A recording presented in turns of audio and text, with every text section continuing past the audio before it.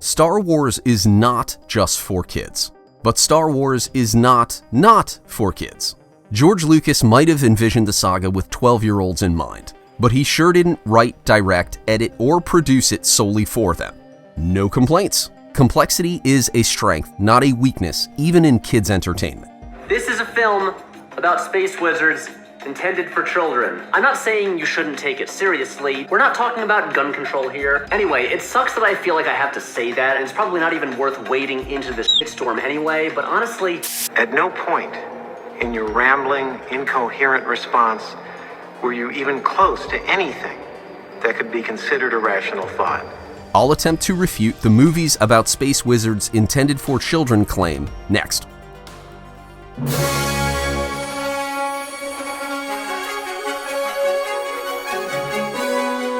Welcome to Galactic Initiative. I'm your host, Jeff. Some continue to assert Star Wars is just for kids. To them, I say, you must unlearn what you have learned. In this video, I'll provide evidence to challenge that misconception, and I'll offer a threefold theory for its propagation. Lucas's work was accessible and appealing to all ages for different reasons. Action and adventure for younglings, coming of age and morality for adolescents, and philosophy and politics for adults. Star Wars isn't rocket science, but it isn't cotton candy either. The IP scaffolded its themes from simple to sophisticated. My focus will be the latter. I divided the evidence into 2.5 categories: governance, violence, and, honestly, I hesitate to name the final category, but you'll understand it when you see it. I limited my focus to Lucas's Star Wars films and series, and I assessed the material with 12-year-olds in mind, because 12 is widely regarded as the final year of childhood. A full display of the evidence would take an hour, so with a palatable duration, I hope my representative sample will get the job done. While you watch clips from Star Wars, I need you to consider the following question. Is the content accessible and meaningful to 12-year-olds? Let's begin. My lord, is that legal? I will make it legal. Our best choice would be to push for the election of a stronger Supreme Chancellor, one who could control the bureaucrats. A tragedy has occurred, which started right here with the taxation of trade routes. If they do break away, I will not let this republic that has stood for 1,000 years be split in two.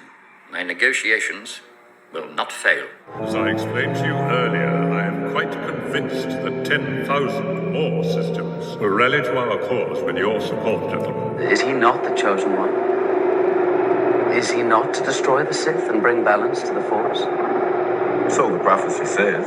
If he does not give up his emergency powers after the destruction of Grievous, then he should be removed from office. In the Imperial Senate... The Imperial Senate will no longer be of any concern to us. I have just received word that the Emperor has dissolved the Council permanently. So you see, since we're a small operation, we don't fall into the jurisdiction of the Empire. So you're part of the mining guild then? No, not actually. I believe 12-year-olds can comprehend the gist of power, but the finer points of bureaucracy, parliamentary law, insurrection, and smuggling, no. A few words about the treatment of governance in the Lucas era versus the Kennedy era. Compare the Republic or the Empire to the First Order. The PT introduced a republic on the brink of collapse. The OT established an empire that abolished democratic institutions and hunted down rebels. The sequel trilogy spared no time for the galaxy's circumstances. Its writers expected audiences to just accept the return of a dark side dictator with unlimited resources. The subversion of democracy was a subversion of narrative coherence and audience expectations. I watched Return of the Jedi. Where did these guys come from? Though they didn't register every nuance, children were exposed to historical themes when they watched Lucas's productions, and as they grew, understanding dawned on them. When they watch Disney's productions, children have no criteria. Lucas's exposition to provide non-fictional context is gone. In its place, mystery boxes and zero-calorie action scenes. Captain, look!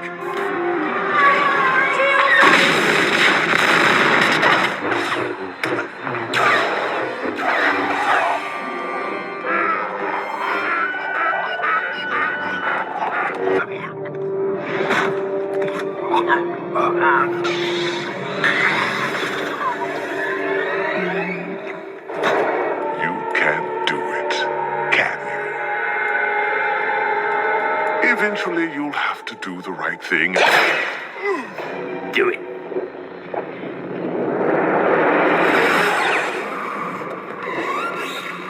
Master Skywalker, there are too many of them. What are we going to do?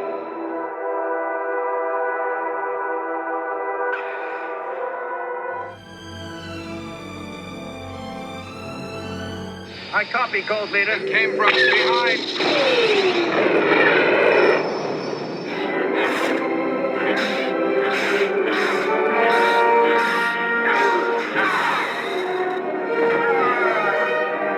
Von Clausewitz observed, "War is a continuation of politics by other means. I know 12-year-olds can grasp the narrative purposes for the violence in Star Wars. It isn't gratuitous or extreme. However, can they grasp the sometimes subtle distinctions between combat, murder, self-defense, revenge, and sacrifice? For example, Anakin's retaliation for his mother's kidnapping, torture, and death. Pardonable? The Jedi Order's armed support of the corrupt Republic.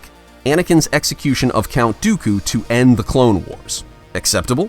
Mace Windu's goal of preserving the Republic by killing Palpatine. Han Solo's criminal activity, including occasional brutality. Excusable? Lucas presented a black and white morality in the originals, but in the prequels, he left ambiguity to examine Anakin's fall to the dark side. Shades of gray are fertile grounds for debate. One man's freedom fighter is another man's terrorist. From a certain point of view.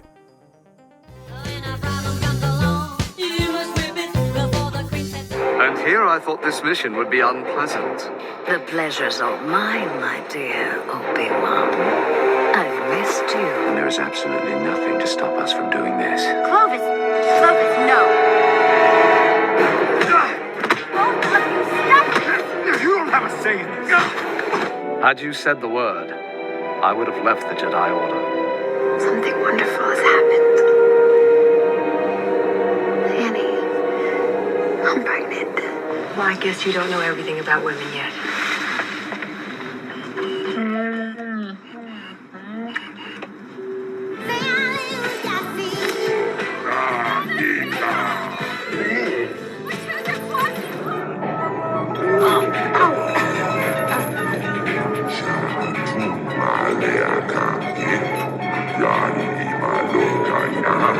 A 12-year-old might be confused, or something more, after these scenes.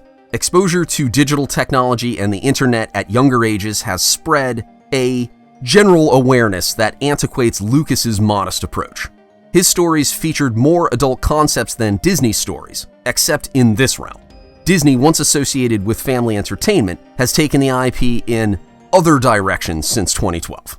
Want some spice, old man? I got Kessel, Pure, Glitter Stem, and Felution.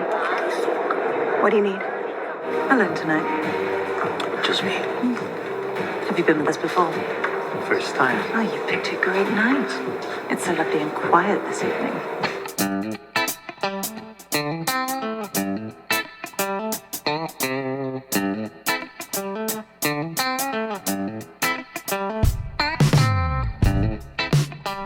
Star Wars under Lucas didn't have inappropriate content, but it pushed a few boundaries beyond 12-year-olds. So, why do some continue to assert Star Wars is just for kids? After careful consideration, I have a threefold theory: to justify poor writing, to avoid criticism, to ignore the IP. When Star Wars scripts involve wooden characters, mystery boxes, and plot holes, shills resort to the movies about space wizards intended for children disclaimer, as if it excuses poor writing in productions for kids. Lucas appealed to all ages. Certain fans and access media reviewers wish to save face. By declaring preteens as the target audience, they hope to extricate themselves from indefensible positions. For example, OT Fan asks, "How did Palpatine return?" ST Fan replies, This is a film about space wizards intended for children. Finally, normies who refuse to watch Star Wars films will use the for kids rationale. They have childish perceptions of the films. Though it became a mainstream hit, Star Wars didn't reach everyone. Fine, normies, they have no obligation. For many reasons, the fallacy Star Wars is just for kids persists. In this video, I attempted to convince you that Lucas's Star Wars wasn't written, directed, edited, or produced solely for children. It satisfied all ages because it offered a variety of content, including some subjects that exceeded a 12-year-old's level of comprehension. No one was bored, frightened, offended, or overstimulated.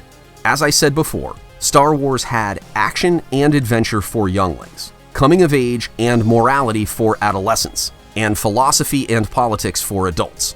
What do you think? Is Star Wars just for kids? Or not at all for kids? Or not for kids? Let me know with a comment. Thank you for watching. If you enjoyed the video, please press the thumbs up button. I need your help, son. The subscribe button is an option too. Perhaps you need an enticement. Check out Galactic Initiative for all things Star Wars. Galactic Initiative is not authorized or endorsed by Lucasfilm Limited. The name Star Wars and all related materials are registered trademarks of Lucasfilm Limited, a subsidiary of the Walt Disney Company, all rights reserved. Galactic Initiative is a registered trademark, and other product and company names are trademarks of their respective holders. Use does not imply affiliation or endorsement.